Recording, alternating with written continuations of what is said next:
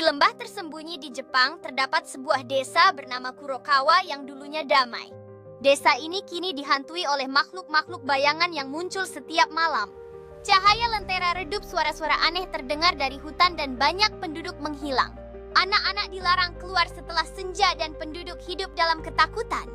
Di tengah suasana itu seorang gadis muda bernama Airi mulai bermimpi tentang seorang pria misterius berjubah putih yang menyelamatkannya dari kegelapan. Tak ada yang percaya padanya, kecuali kakeknya penjaga kuil tua yang berkata, mungkin dia bukan mimpi, tapi utusan para roh pelindung. Dengan keyakinan baru, Airi memutuskan untuk mencari tahu kebenaran di balik mimpinya. Suatu malam ketika Airi menyalakan lentera, kuil kabut tebal tiba-tiba turun. Saat itulah dari balik pepohonan muncul sosok berjubah putih dengan topeng burung bangau. Ia tidak bicara namun mengusir bayangan hitam yang mendekat hanya dengan mengangkat tangannya. Airi bersembunyi di balik pilar kuil dan mengamati dengan takjub. Sosok itu menghilang secepat ia datang. Esok harinya Airi memberitahu desa, tapi mereka menganggapnya berhalusinasi. Namun malam berikutnya makhluk bayangan tampak menjauh dari kuil. Dan di tanah tertinggal sehelai kain putih bertuliskan huruf kuno. Aku hanya datang saat dibutuhkan.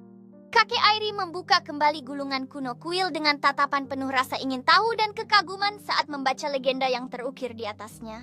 Di sana tertulis legenda tentang Tsukihikari no Mamoribito, pelindung cahaya bulan yang muncul setiap 100 tahun untuk menyelamatkan desa dari kegelapan roh dendam. Namun ia selalu menghilang setelah tugasnya selesai meninggalkan desa dalam ketidakpastian. Airi menyadari, pria berjubah putih itu mungkin pelindung yang sama dalam legenda, membangkitkan harapan baru di dalam hatinya. Ia dan kakeknya mulai meneliti lebih dalam, menyelami sejarah yang terpendam dan misteri yang mengelilingi legenda tersebut. Mereka menemukan bahwa roh-roh jahat itu berasal dari sumur tua di tepi desa, tempat yang dulunya merupakan lokasi hukuman mati samurai pemberontak. Rasa bersalah dan dendam dari masa lalu memanggil roh-roh gelap yang kini mencari jiwa-jiwa baru.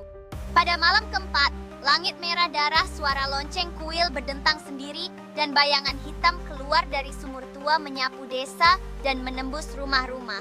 Airi lari ke kuil sambil membawa lonceng suci.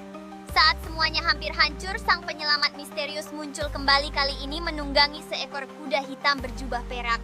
Ia melawan bayangan dengan gerakan cepat, melukis simbol di udara memanggil kilat dari langit.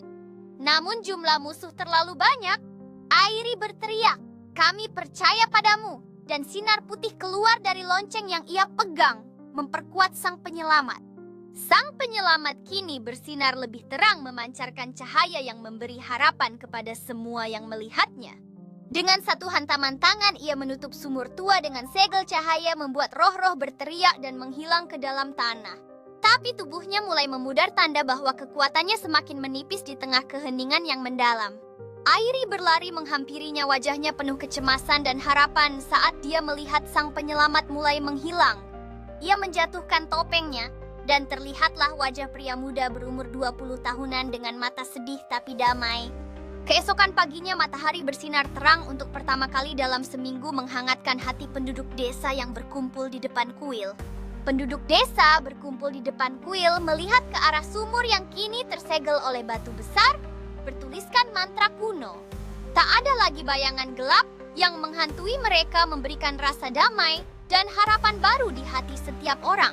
Lentera tetap menyala di sepanjang jalan desa, menjadi simbol komitmen mereka untuk menjaga terang dan kehidupan. Airi menjadi penjaga baru kuil, menggantikan kakeknya yang wafat beberapa hari kemudian, menanggung tanggung jawab yang besar di pundaknya. Setiap 100 tahun, anak-anak desa menceritakan kisah sang penyelamat misterius yang datang pada festival bulan purnama. Mereka mengenakan jubah putih dan memainkan pertunjukan tentang pertempuran melawan kegelapan, menampilkan keberanian dan harapan. Namun hanya Airi yang tahu bahwa legenda itu bukan dongeng rahasia yang tersembunyi di balik tradisi. Ia masih menyimpan topeng burung bangau yang jatuh malam itu tergantung di dinding kuil, mengingatkan akan peristiwa yang mengubah segalanya. Dan setiap kali angin malam bertiup lembut terdengar suara samar, "Aku hanya datang saat dibutuhkan."